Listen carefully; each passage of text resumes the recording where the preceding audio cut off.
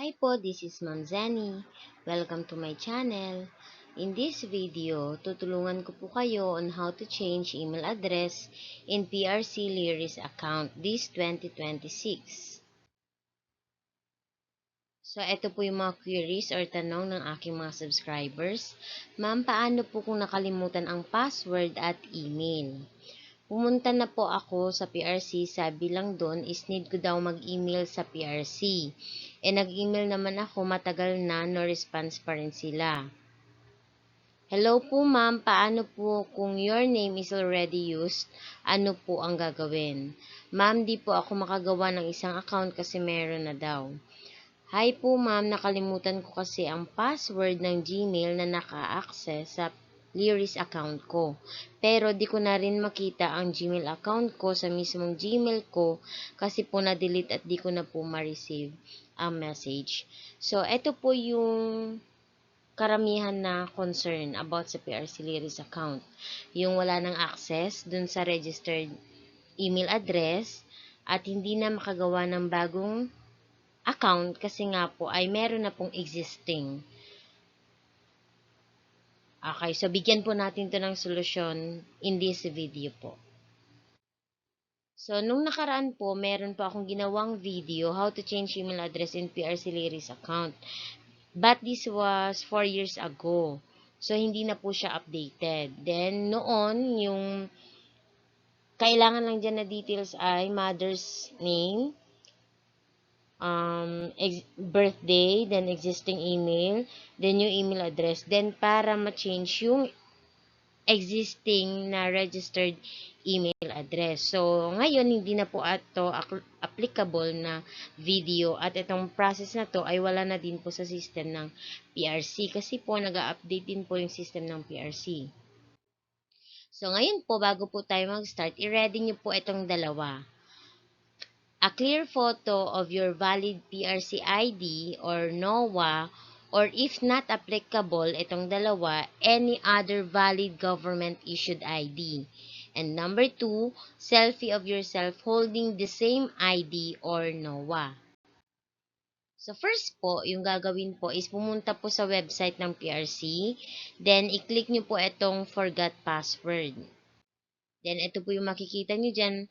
Please enter your email to search for your account. So, dito, kahit na mag-enter lang kayo ng maling email address, then click proceed lang po.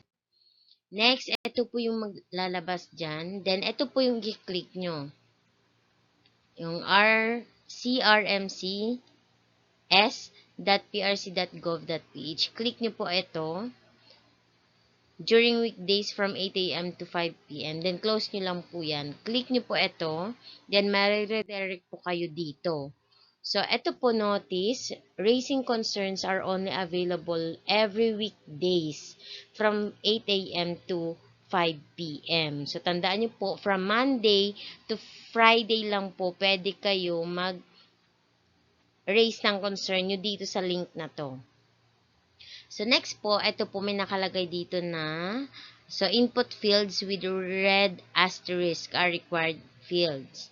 So, date and time of visit. So, nung April 22 po ito. Next po, client type. So, government employee and other agency po yung ilalagay nyo dyan. Next, transaction type. So, kung application for renewal or pag-take ng exam, so ilagay nyo lang po dyan, i-click nyo lang po. The name, license number, email address. Yung ilalagay nyo po ditong email address ay active na email address na po. Then, contact number, optional lang po yan. Then, date of transaction. So, kung April 22, 2026, yun din po yung ilalagay nyo doon. Then, gender, age, region of residence, profession or exam name, then service availed, place of transaction. So, example, kung yung office na malapit po sa inyo is Iloilo, PRC Iloilo, Iloilo po yung lalagay nyo. Kung DASMA, so DASMA din po. Or any sa NCR or any PRC branch na malapit sa inyo. Then, birth date. Then, yung message po, provide detailed information of your concern. Next po, upload screenshot or photo related to your concern. Then, isubmit nyo lang po. So, dito sa upload screenshot, example, pag gumawa kayo ng account, may nakalagay na already exist. So, yun po yung i-attach nyo dyan na screenshot. Then, notice, so after po na nalagyan na lahat ng kailangan na info, PRC will not be able to act on your concern and will consider the matter closed if no response is received from your end within 72 hours. So, dapat po makareply po agad kayo dito. Then, click nyo lang po yung okay. So, sa message po, yung nilalagay ko po usually ay, I don't know the email address registered for my married PRC Lears account kapag married na po, tapos hindi alam kung ano yung registered PRC Lears account. I want to change my registered email address to, ilagay nyo po dyan yung active email address nyo. Or, ganito naman po, my registered email address is ganito at gmail.com. Kung alam niyo yung registered email address nyo na wala na kayong access, is not active. I would like to change it to my active email address. Kung ano po yung email address na active nyo, yun po yung ilalagay nyo. Dito po yan sa message. So, pagka-submit, so ito po yung lalabas dyan. Thank you, message successfully sent. Please use this ticket. So, ito po yung number ng ticket. To monitor, review the PRC's response to your query or concern. Click nyo lang po itong okay. Next, after that, punta po kayo sa Gmail nyo. So, dun nyo po makikita itong PRC Client Support. So, ito po yung ticket number kanina. So, click nyo po itong message or email from PRC.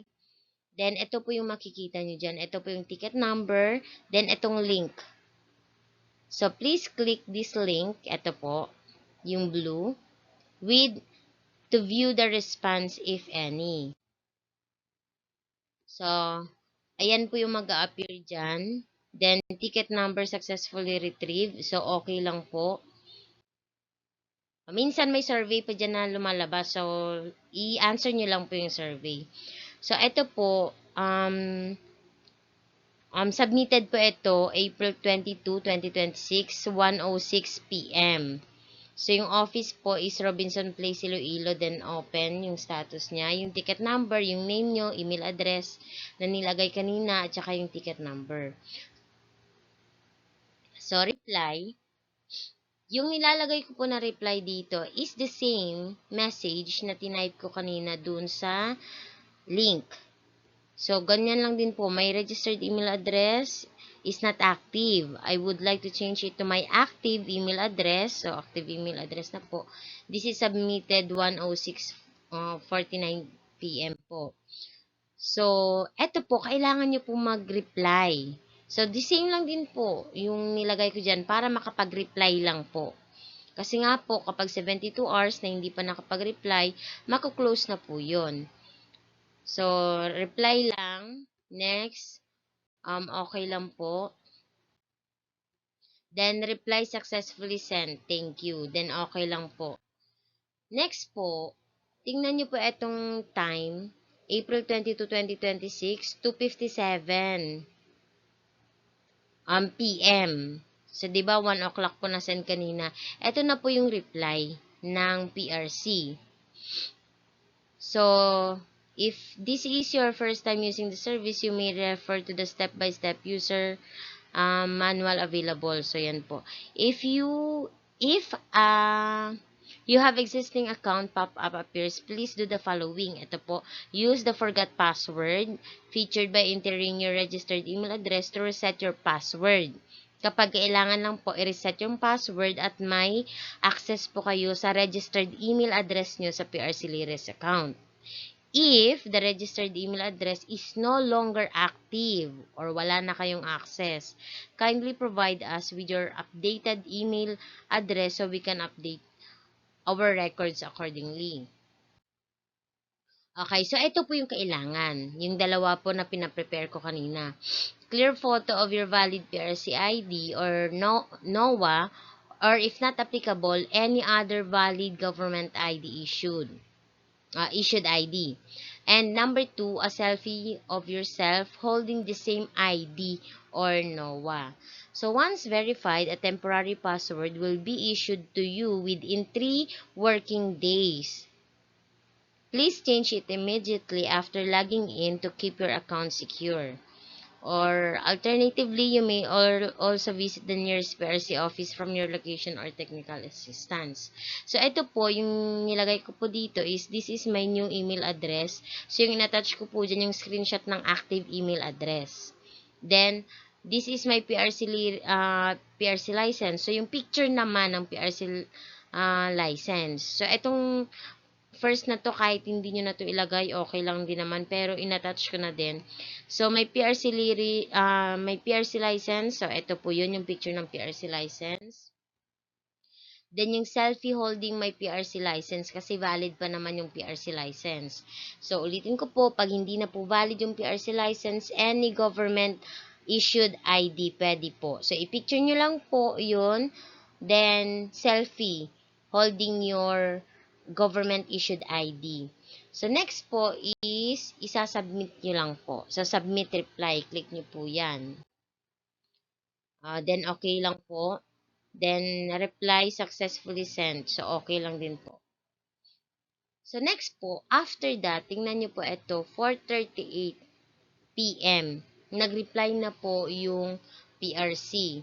So, dito po, please use the temporary password below to regain access to your account. Important note, please change this password immediately upon signing in to maintain your account security.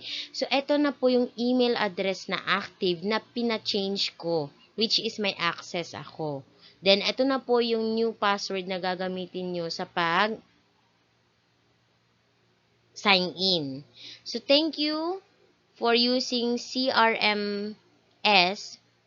We're here to serve you better. Let us know how we're doing by rating our service.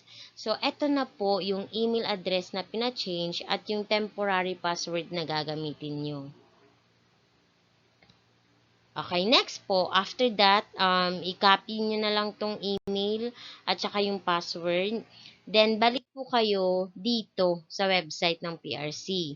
So, dito na po sa sign in, yung email address na active nyo, then yung temporary password na ginamit. Then, sign in lang po kayo. So, kung babalikan natin, within a day, mare-recover nyo na po yung inyong PRC Liris account. So, 1 o'clock ako nag-start na mag-email. Then, 2, may response na. Pagka 4 po is may temporary password at saka yung email address na palitan na po. So, click nyo lang po yung sign in para ma-access nyo na po ang inyong PRC Liris account. So, may another video po ako, how to change password to your PRC Liris account.